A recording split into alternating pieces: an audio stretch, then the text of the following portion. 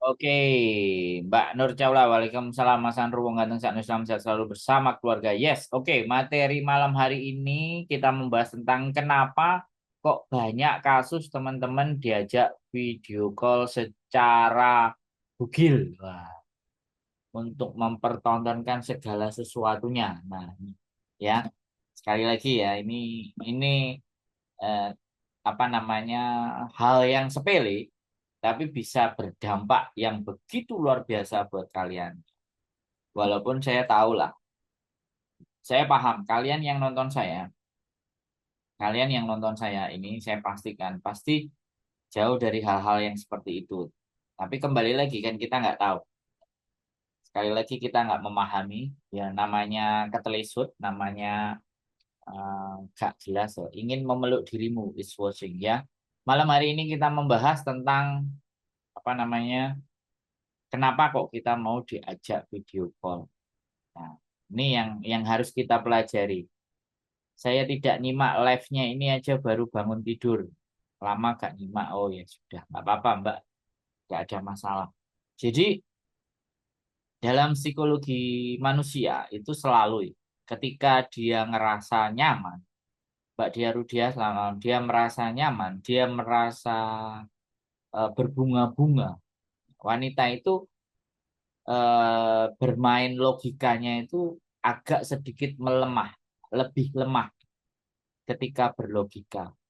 Wanita itu lebih mengedepankan perasaan. Nah, ini yang menjadi faktor utama. Yang satu, nonton di sini ya biar di sini saja biar aku komen bebas. Maksudnya gimana bebas, Mbak? Emang di YouTube nggak bebas komennya? Komennya bisa bebas, Mbak. Nggak ada masalah. Maki-maki, marah-marah juga boleh.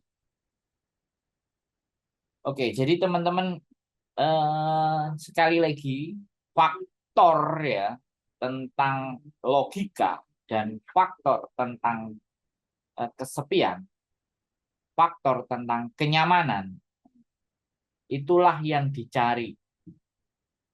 Dimanapun kadang-kadang seorang wanita yang merasa kesepian, seorang wanita yang merasa diperhatikan, seorang wanita yang merasa disanjung, itu akan selalu merasa melayang gitu. Karena bisa jadi memang teman-teman itu sudah lama tidak merasakan hal itu. Ya.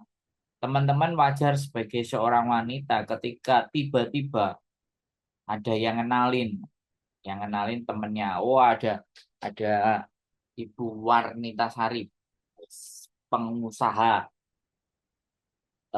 Pak PJTKI, wes keren. Hadir, hadir, hadir. Jadi jadi teman-teman itu kenapa bebas nggak ada yang mengenali aku Mas kalau di YouTube banyak yang tahu akunku. Waduh, waduh, waduh.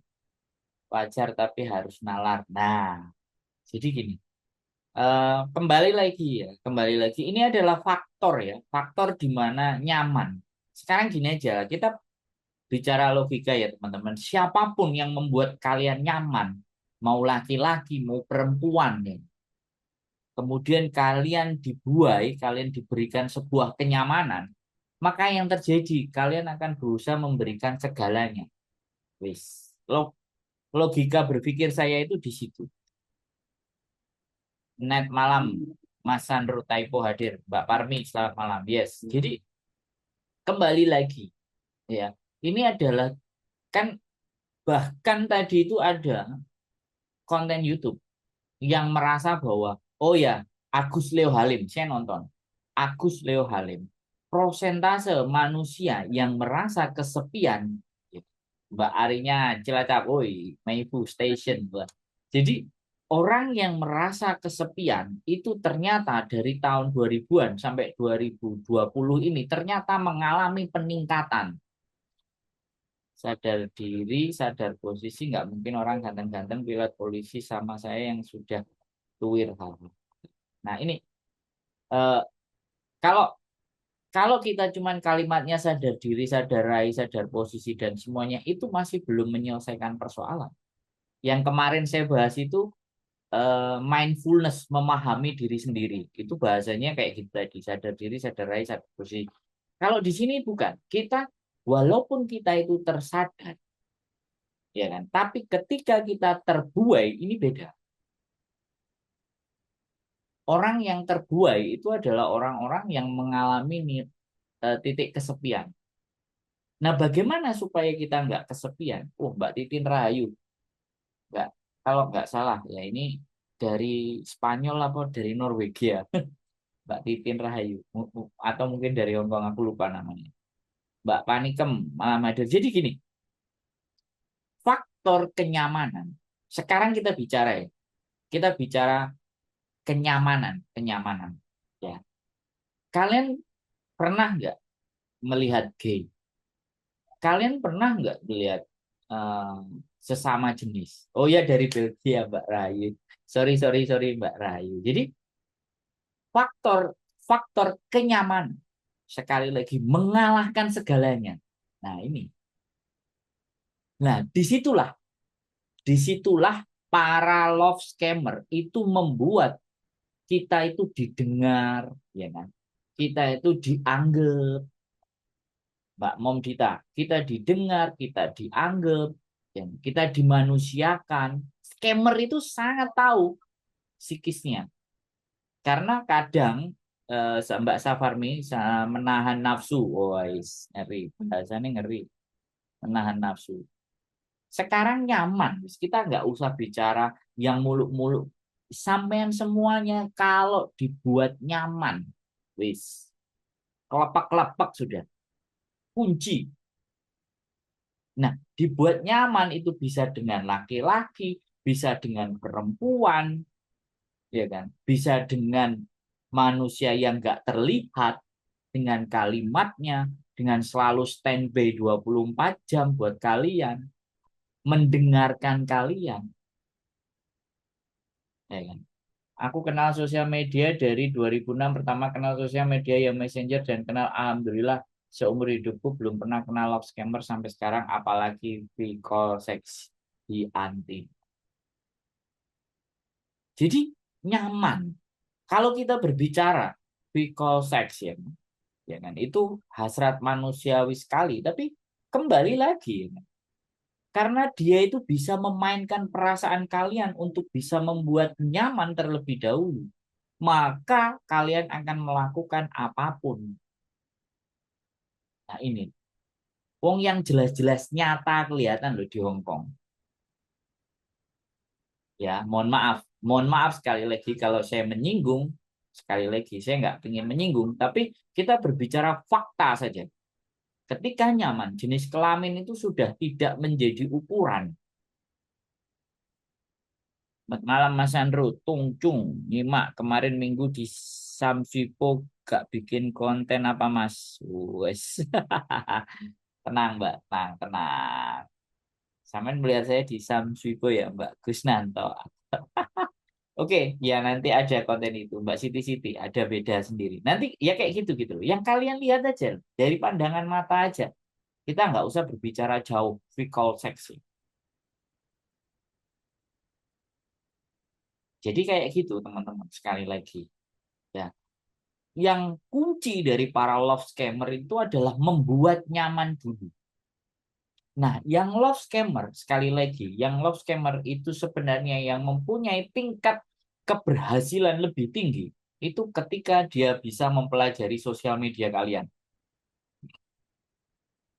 Nah, dari sosial media kalian yang overshare, itu bisa ditebak karakter kalian itu seperti apa.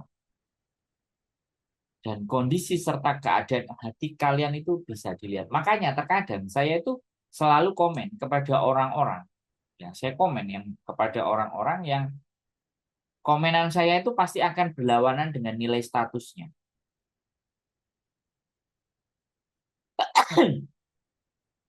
Lisa, selamat malam. Kamis, Mas Andro sambil melaku OTW Mbak Eva Tresa. Nyimak Mas Andro, semoga sehat selalu. Terima kasih semuanya. Jadi, kembali lagi bahwa ketika kalian sudah akan dibuat nyaman, maka segalanya akan berubah. Akan semuanya kalian diberikan. Nah ini loh, ya kan. Memberikan rasa menjadi memberikan rasa nyaman itu buat orang lain. Orang lain bisa membuat kalian merasa nyaman, sudah. Kalian akan terus akan mencari kenyamanan. Karena hidup itu akan mencari kenyamanan, mencari kemudahan, menghindari rasa sakit, dan tidak mau susah. Itu prinsip hidup. Mbak Rembulanku, Mbak Pawon. Ini videonya kok mati dewi. Luar biasa. Senggol, ada yang nyenggol ini. Ya. Jadi kayak gitu ya teman-teman. Jadi bahaya kalau kalian itu ada yang membuat dan merasa nyaman. Sangat berbahaya. Diiming-imingi foto ganteng dan omongan manis dan jadi terbuai termemek, logika nggak dipakai lagi, people check digelapkan karena tampang mereka mancing gendruwo lah. Jadi ya sekali lagi saya tidak ingin membuli ya, tapi saya ingin mencoba membahas ya dengan kalian-kalian yang memang notabene ya yang nonton saya mesti waras. Menurut saya kalian itu lebih cenderung ada dalam kewarasan. Tapi saya kontenin di sini, saya omongin di sini itu supaya kalau kalau kalian itu punya teman yang notabene-nya sudah agak sedikit bergeser atau bagaimanapun kalian bisa share. Wis gitu aja. Nyaman. Mbak Iin, Mbak Suyat Miyati, selamat malam Mas Sandro. Selamat pagi. Telat Kak Sandro. Ya. Ya, nyaman karena kenyamanan di dalam hidup yang kalian dapatkan itu akan membuai. Kalau saya justru ketika dibuat nyaman itu gelisah, teman. Kalau saya, kalau saya begitu hidup saya nyaman itu gelisah. Makanya terus saya mikir, apa ya ini? Apa ya ini? Saya harus gimana lagi ya? Aku harus create apa lagi ya? Besok aku karyaku apa lagi? Lusa aku bikin apa lagi? Terus saya berpikir seperti itu. Karena kalau sudah nyaman, teman-teman, maka otak kita itu nggak berkembang. Jadi kalau nyaman itu ibaratnya leher kita udah diikat sama tali, kemudian digeret ke kiri, ke kanan, ke atas, ke bawah. Mereka memainkan psikologi dan psikologi kalian itu bisa dipelajari. Dan kalian menjadi sasaran tembak. Nah, ini step pertama, kenyamanan. Step kedua, setelah kenyamanan dicari sisi kelemahannya itu apa? Ketakutan. Nah, ini faktor yang paling banyak menyebabkan permasalahan di antara PMI Hong Kong itu ketakutan. Dibangunlah sebuah ketakutan. Nah, ketakutan ini yang bangun, ketakutan ini nggak cuma orang-orang yang nggak suka, nggak cuma orang-orang love scammer, bahkan agent, bahkan teman kita, bahkan lingkungan kita. Semua faktor di lingkungan kalian PMI itu banyak kejadian-kejadian yang menakut-nakuti. Mbak Anjarwati, selamat malam. Nah, bagaimana kita menyikapi itu semua?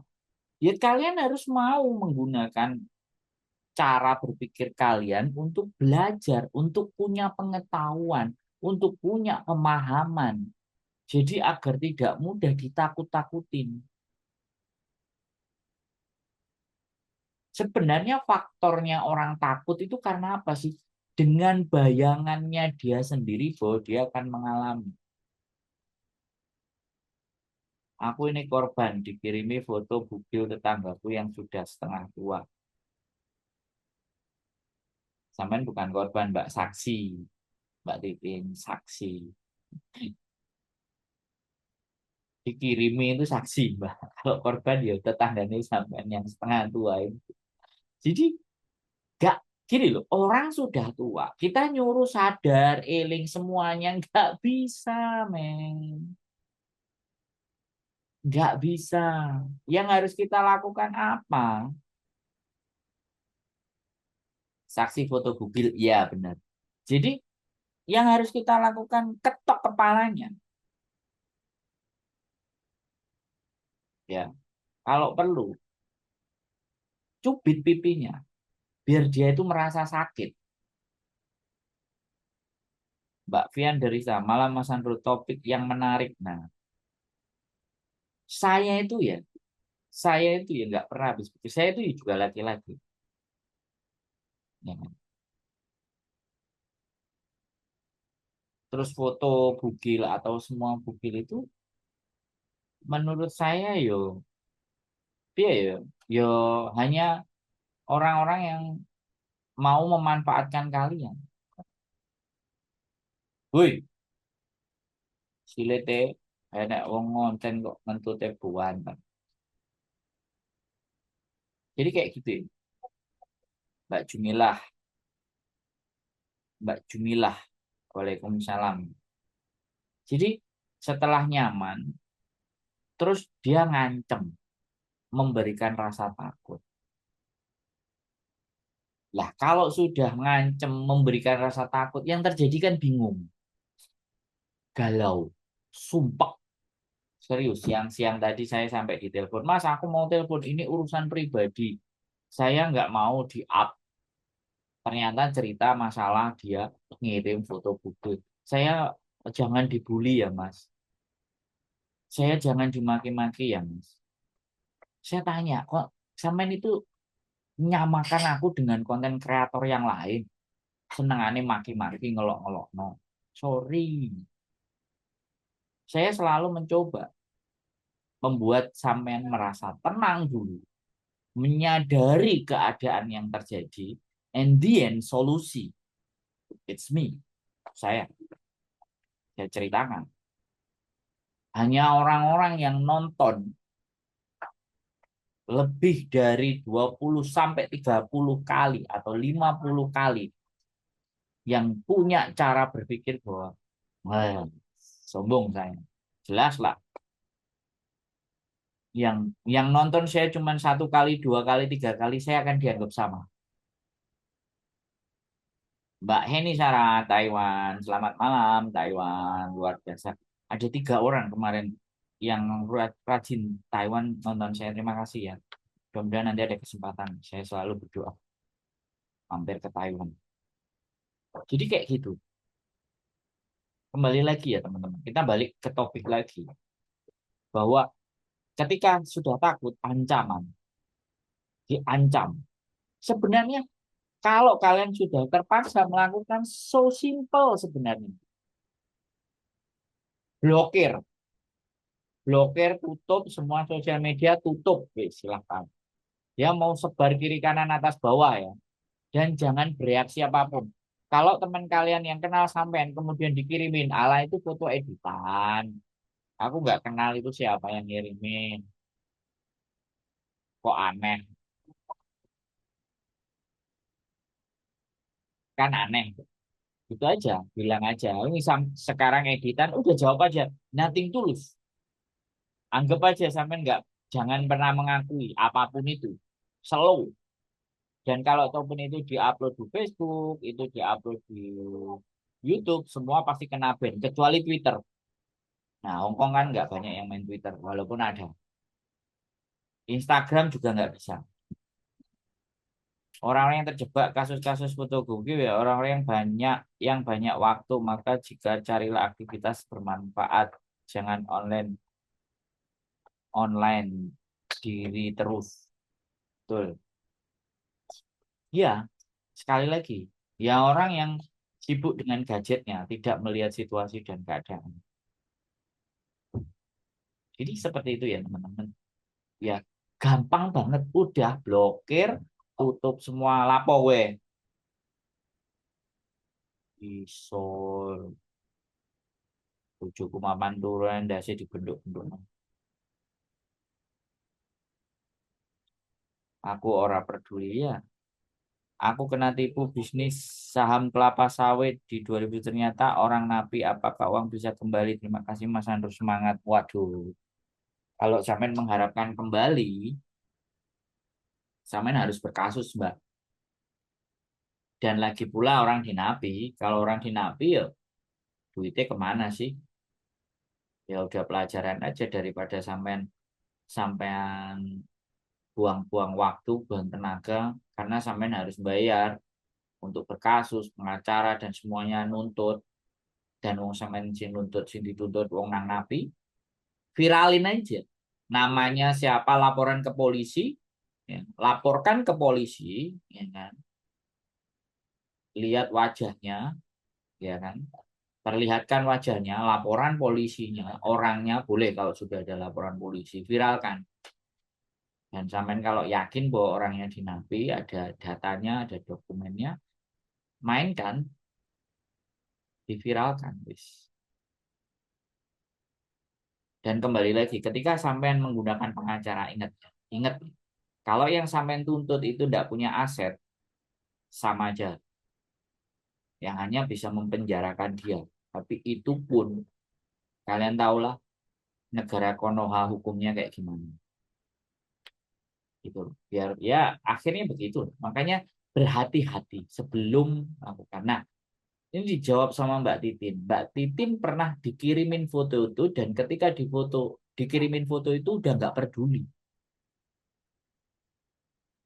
Teman-teman, kalau kalian kemudian WA-nya atau Facebook-nya kemudian disebarkan itu semuanya, saya rasa mereka cuma cross check ke sampean. Yang tahu kenal, bener ini dirimu tak?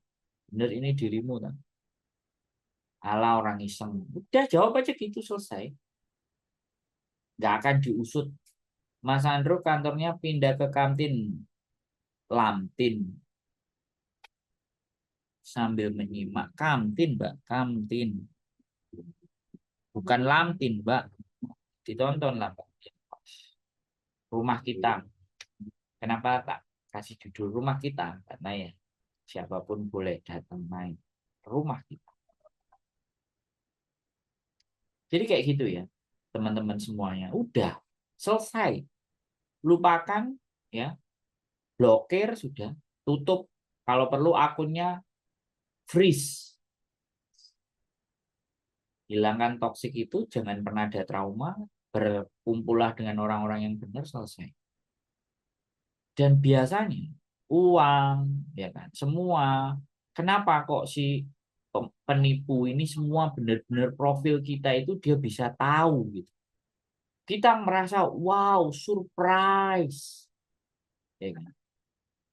Surprise, kamu kok tahu segalanya, kamu ini siapa? Wow. Padahal dia bekerja sama sama temennya. Dan teman sampean itu sudah memahami sampean, sudah sampean ceritain A sampai Z. Oh, dia teknis band. Oke Mas, dekat Yunlong kalau begitu. Terima kasih. Yes. Ada teh Miss Wen. Mbak Jumila, Mbak Demit Laros, Saiwan hadir. Ya. Jadi sekali lagi ya teman-teman semua. Kejahatan, ya kan. Penipuan, korban tipu-tipu paspor, semuanya itu ingat ya. Ingat sekali lagi. Ada faktor di sekitar sampean juga kalau dia itu sangat memenuhi. Karena orang yang paling sangat bisa menyakiti diri kita, menghancurkan diri kita adalah orang-orang yang terdekat. Ya kan? Gitu aja. Makanya saya kalau di channel YouTube ya saya terbuka, saya bla-bla, saya cerita aja semua. Kalau saya nggak bagus, ya jelek. Saya nggak pura-pura baik, nggak. Saya nggak kepingin.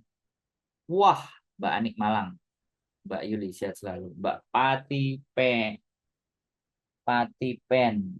Wah, Pati Pen ini apa Mbak Pati Tea ganti jeneng nih. Ona Gonta ganti jeneng. Jadi kayak gitu ya teman-teman. Sekali lagi ya bahwa kalau cuman kayak itu aja diancam. Nah kalian itu kalau diancam-ancam nggak usah takut. Orang ngancem itu kalau kalian takut itu berhasil ancaman.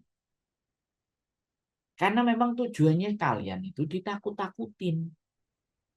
Kalau kalian takut beneran, terus galau, terus bingung, wah, berhasil mereka. Tapi ketika kalian ditakut-takuti, orang benar-benar pembunuh beneran, itu nggak pakai ngancam. tahu-tahu mati. Nah, itu baru. Tapi kalau leren ditakut-takutin, itu pasti punya motif. Kalau orang nakut-nakutin kita, itu pasti dia punya motif. Motif udang di balik rempeyek.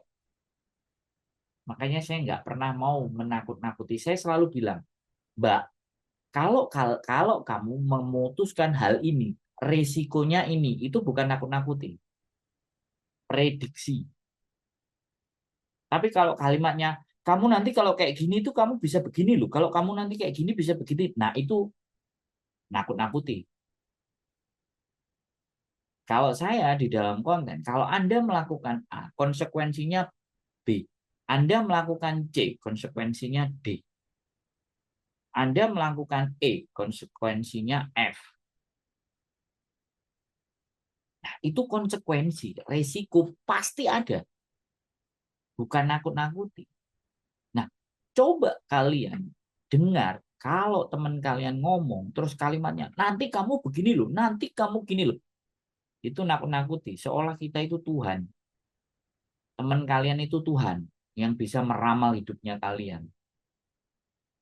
Kok bukan meramal, menentukan. Woi, ini parah, menentukan hidup kalian. Kalau saya memprediksi, mengira-ngira yang terjadi A, kalau enggak A B, kalau enggak B C, kalau enggak C D.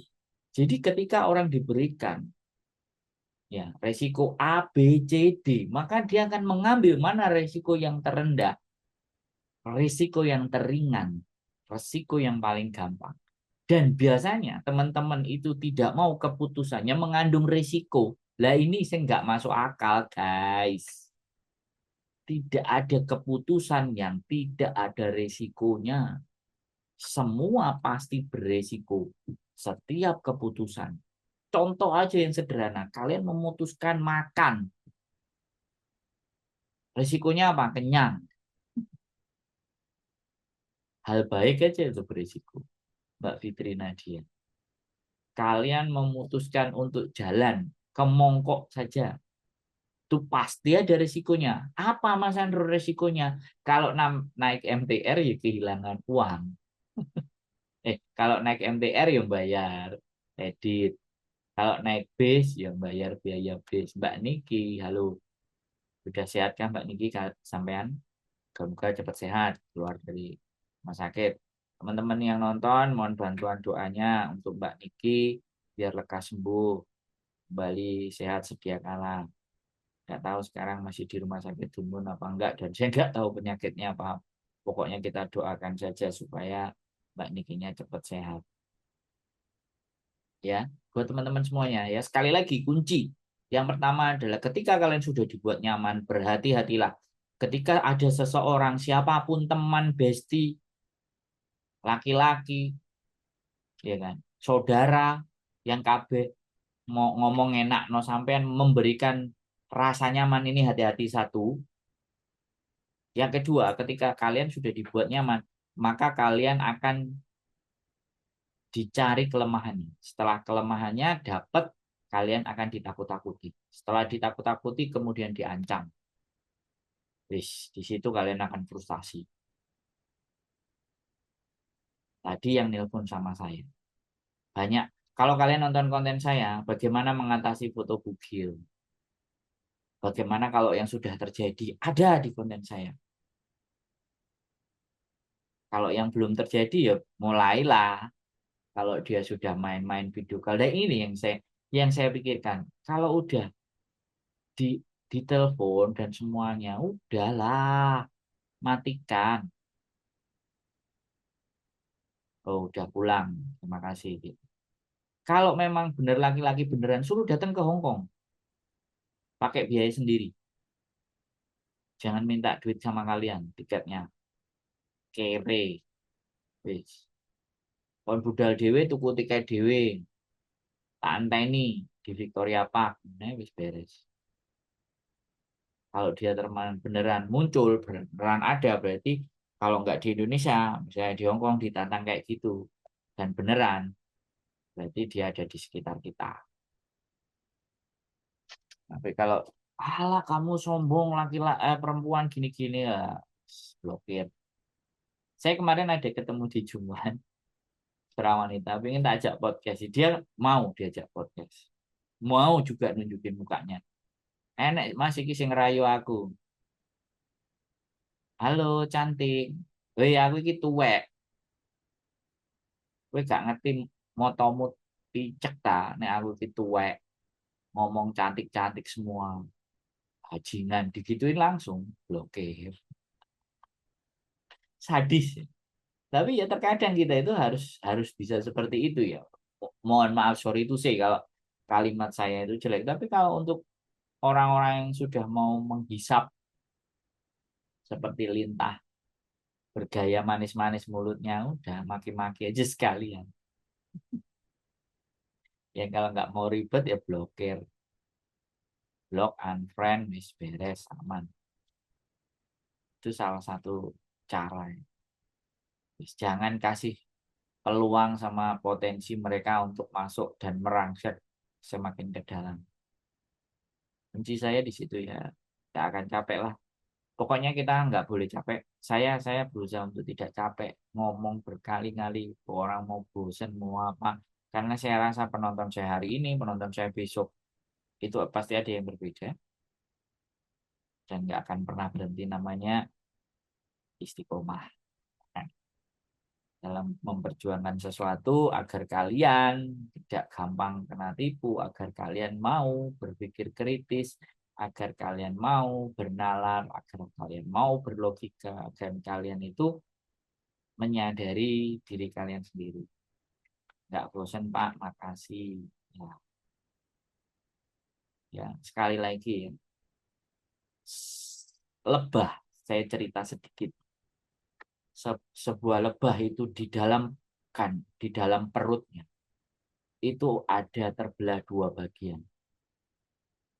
Mbak Kristia Agui sama di dalam perut lebah itu eh, lebah betina ya, itu ada dua bagian. Yang bagian satu itu untuk aktivitas pencernaannya dia. Dan bagian satunya itu untuk menghasilkan nektar atau nantinya madu. Dan usia lebah itu 40 tahun. Nah, ketika dia sudah bisa menghasilkan gak sampai setengah sendok kecil madu di usianya dia sampai 40 hari, itu lebah itu akan meninggal.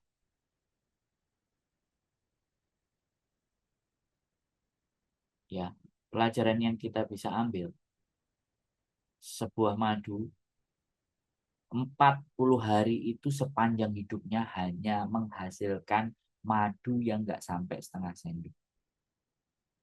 Bayangkan, hidup lebah memberi keuntungan bagi kita manusia untuk mengambil madu dan kemudian dia mati. Pertanyaan saya, apakah hidup kita bisa selamanya atau sepanjang umur kita bisa memberikan manfaat kepada orang lain? Diri kalian sendiri yang bisa jawab, bukan saya. Terima kasih sudah nonton. Dan sebelum saya tutup, saya balik jawab dulu komennya Mbak Niki. Dibikin nyaman lelaki yang ada di medsos dan belum dikenal. Di WA aku sering pingin kenalan tapi nggak pernah aku balas, biarkan saja. Oke. Terima kasih, selamat malam buat teman-teman semuanya. Semoga kalian selalu sehat, selalu bahagia, dan selalu merasa bersyukur. Karena kunci kebahagiaan itu adalah besarnya rasa syukur. Keep stay tune, may you channel and see you next video. Bye-bye.